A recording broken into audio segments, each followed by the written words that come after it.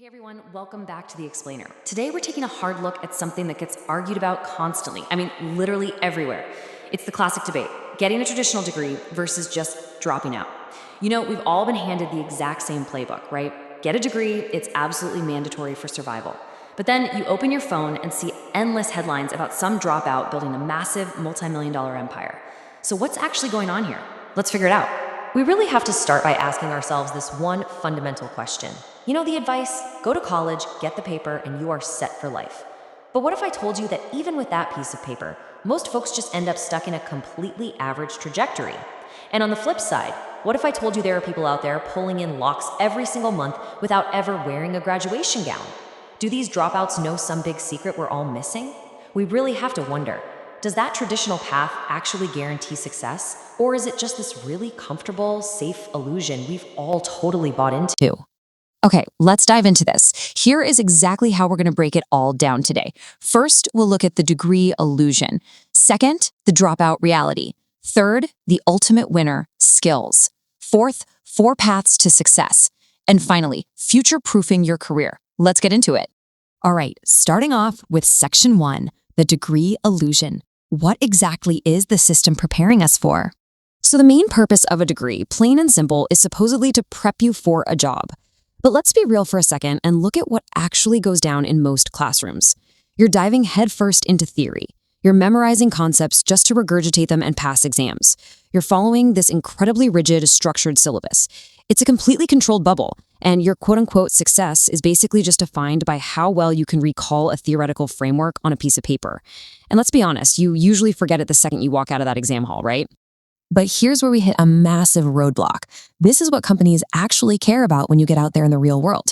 They don't care if you're a professional exam passer. They want tangible skills, they want actual output, and more than anything, they want problem solvers. Just think about it. There's a massive difference between reciting textbook definitions of computer science and actually being able to fix a completely broken code base while a client is breathing down your neck. So right out of the gate, there's this glaring gap between the textbook focus of a degree and the hands-on, output-driven demands of the real-world market. Let's put this into perspective with an everyday example. Imagine an average student. They grind it out for 3 to 4 years of intense studying. They finally get the degree, they survive the grueling job hunt, and they land a gig.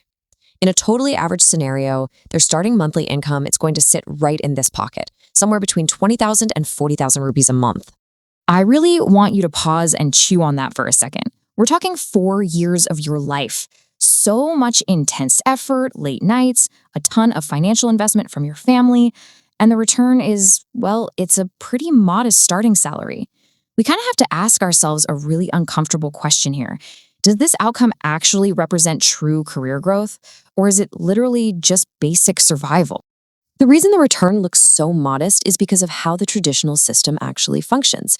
When you take the degree path, you're usually funneled straight into a very fixed corporate structure. You join a company, you get a fixed role, and you're handed a fixed monthly salary. And then you basically just sit there waiting for a yearly increment, crossing your fingers for a slow, predictable promotion. So ask yourself, who's in the driver's seat of your life here? The company is. Now, don't get me wrong, having a degree isn't a bad thing at all. But looking at this structure, it becomes pretty obvious that a degree alone is just not a complete, foolproof system. Which brings us to section 2, the dropout reality, building skills outside the traditional system. So what are these dropouts actually doing with their time? Well, they're bypassing that traditional syllabus entirely to just learn skills directly. They go straight to working with clients or businesses, putting all their energy into creating immediate, real-world value. A lot of times, this looks like freelancing in super high-demand fields. Think video editing, coding, digital marketing, or content creation. They aren't sitting around waiting 12 months for a tiny pay bump. They're actively building their direct market value literally from day one. But hey, let's take off the rose-colored glasses for a minute. We really need to remove the romanticized sheen from the word dropout. If this path is such a golden ticket, why isn't everybody doing it? Well, because it's brutally difficult. For starters, there is absolutely zero guaranteed income. You're probably going to be making nothing in the beginning.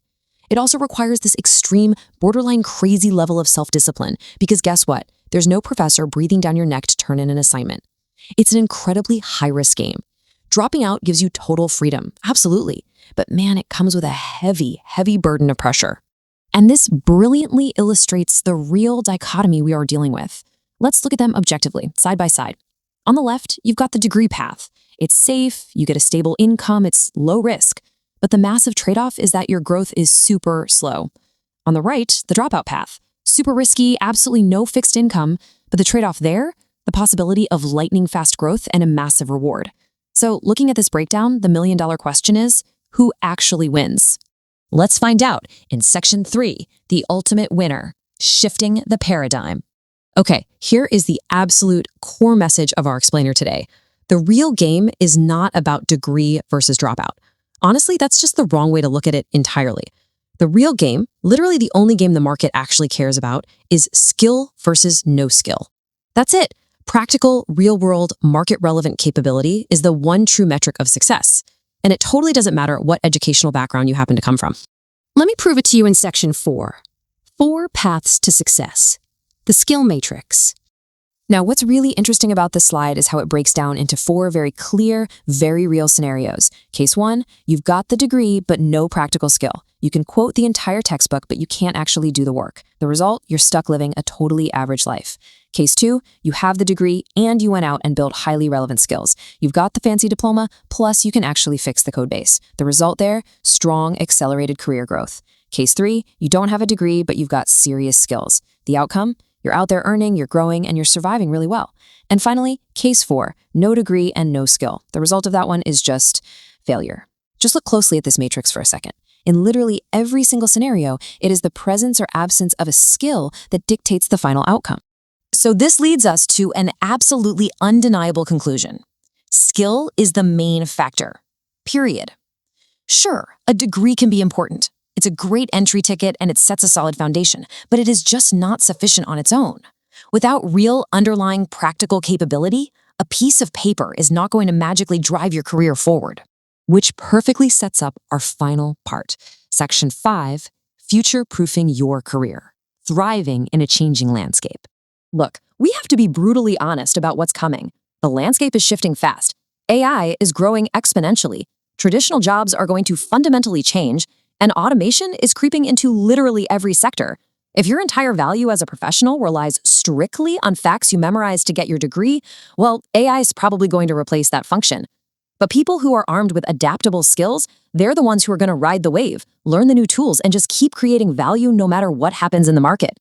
So here is your universal roadmap. And by the way, this applies whether you've got a master's degree or you dropped out of high school on day 1. Step 1, take a step back and objectively understand your current situation. Step 2, choose a specific high-demand, market-relevant skill. Step 3, practice that skill every single day. Step 4, go do actual real work with it. Build a portfolio, help a local business, whatever it takes. And step 5, start earning. These 5 steps apply perfectly to everyone. It is the fundamental algorithm for building true value in today's world. So the crucial point is this. A degree gives you an entry ticket into the system. The dropout route gives you freedom from the system. But true income, true growth, and true security, that only comes from skill. That's the real secret sauce that ties everything we've talked about today together.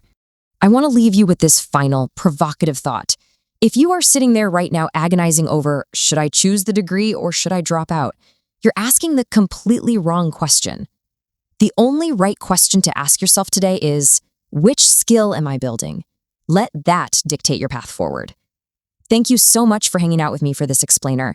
If you found this breakdown helpful and you want more of these clear, practical insights to help navigate your career, make sure to hit subscribe.